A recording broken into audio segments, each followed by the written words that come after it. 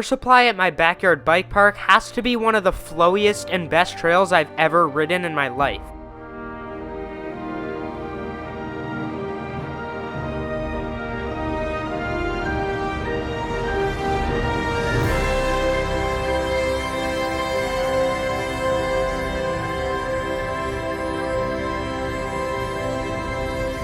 As rad as the trail behind me is, its lack of wood features makes it not rideable. As you all probably know, this line started out with the roll-in, then the steeze cannon, then went into some dirt features before finishing at the road gap. The teardown of the wood features made our main trail, Silly Sausage, not rideable, as well as this one. Today, we need to get the biggest and best jump trail here running now that Silly Sausage is taken care of.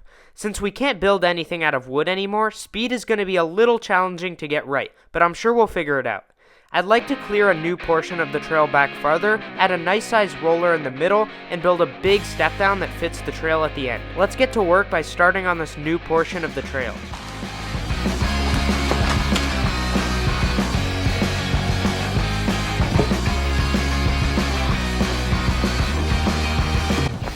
So I'm using a bunch of these extra sticks and logs here to build up the outer side so that it's going to take less dirt when I'm building the roller. Then I'll use the other ones that are down there from the step up and whale tail for the actual step down part.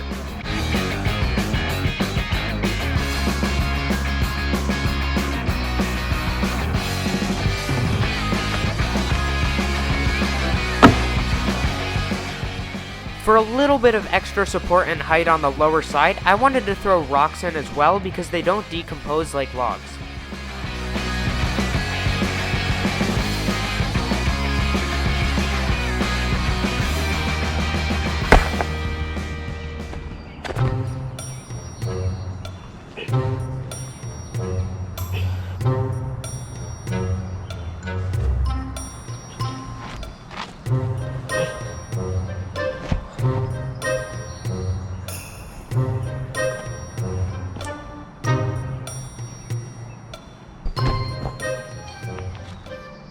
Now that all the heavy lifting is out of the way, I want to focus my attention on the new entrance to the trail. As you can see, it's a pretty steep slope right now, so if we bench cut it and throw all of the dirt on the roller, that should work out perfectly. It's got to be cleared of topsoil first though, because I don't want any of that garbage going in the roller.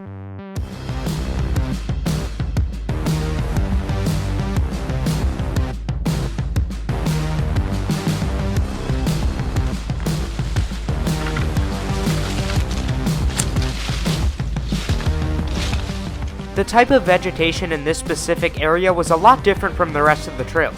Using the loppers didn't work, but I quickly realized pickaxing off the top layer was the best option.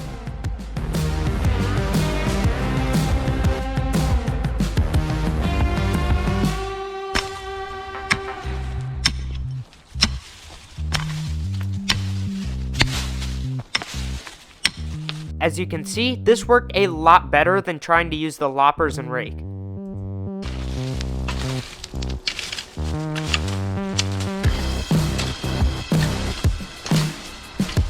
So I have this whole side of the hill ready for me to start cutting into it. I've cleared all the topsoil and all of this loam and leaves off of it. So now it's ready to just cut and all that dirt can be thrown on the roller, and then that roller is going to lead into the step down, which we'll make after.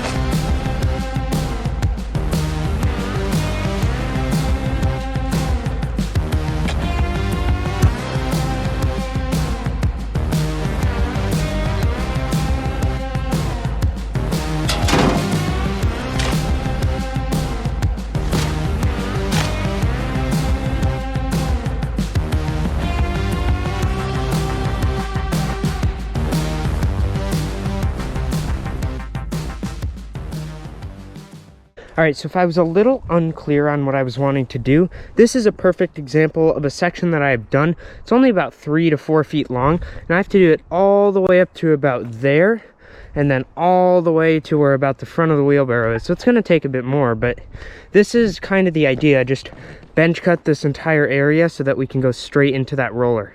The specific area that I'm digging from is totally covered by trees, meaning the dirt was very dry, but we got rain in the later stages when the roller was being shaped and packed.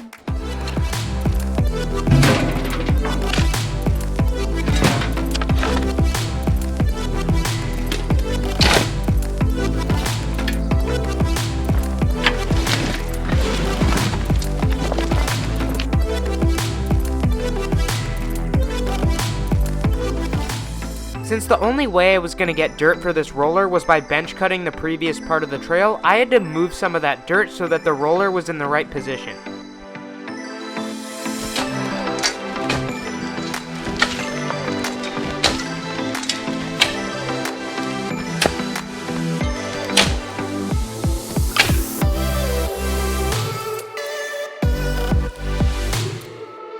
And now back to digging more dirt.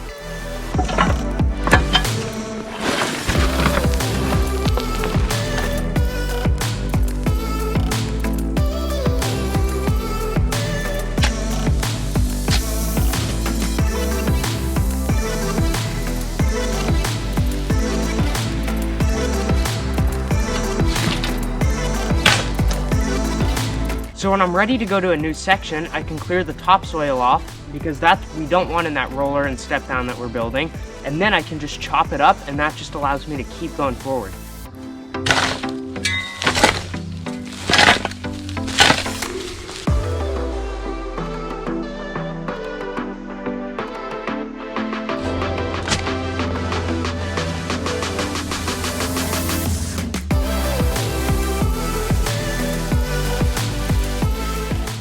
Now that the entrance to the roller and the roller itself are both generally shaped and clear, we can dial in this setup.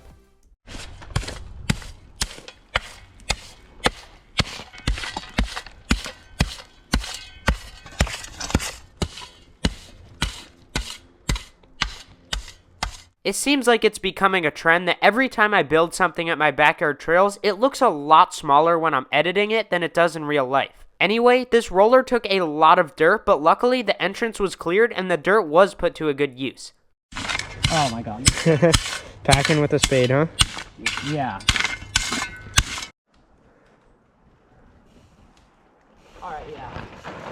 Yeah, if you pedaled, you'd have that for sure. Yeah. So yesterday I finished this step down, but we came across a problem. When we were hitting this, we were pedaling really hard just to clear it because the lip was so small, but then we were getting too much speed into the racer. So if I build this lip up and then out, it'll require less speed, and then the racer will have less speed into it and we won't have to brake check.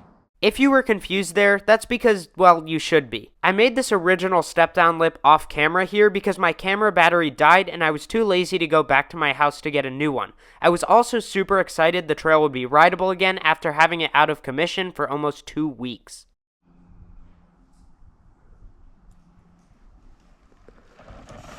Oh yeah.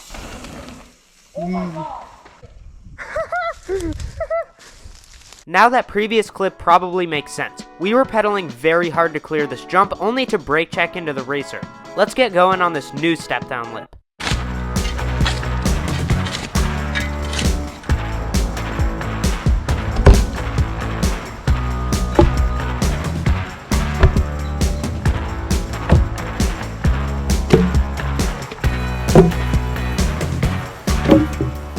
Since we had a lot of wood features, we had a lot of usable posts that were perfect for going inside the jump.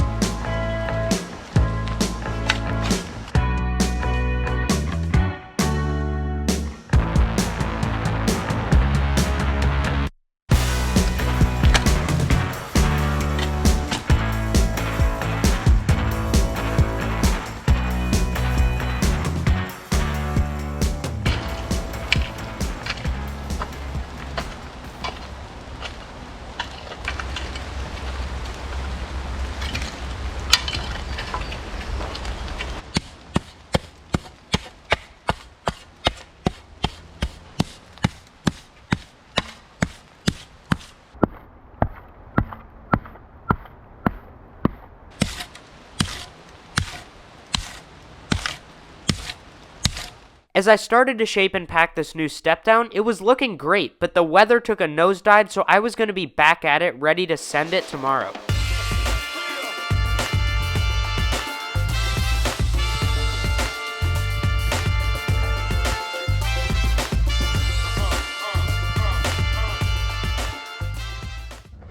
This can't be too bad. Looks pretty good. All right, let's hit it.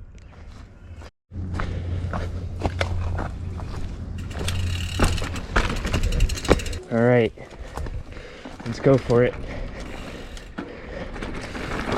Oh, that's perfect.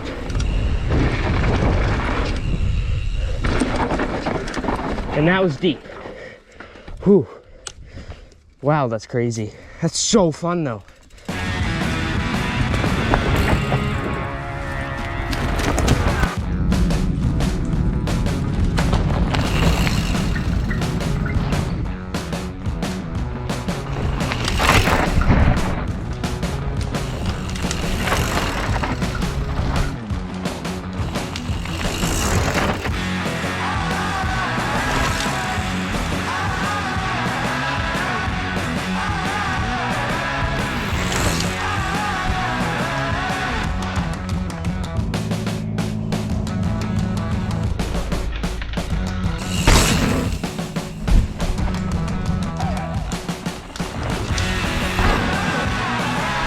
This thing is sweet. So much fun to hit.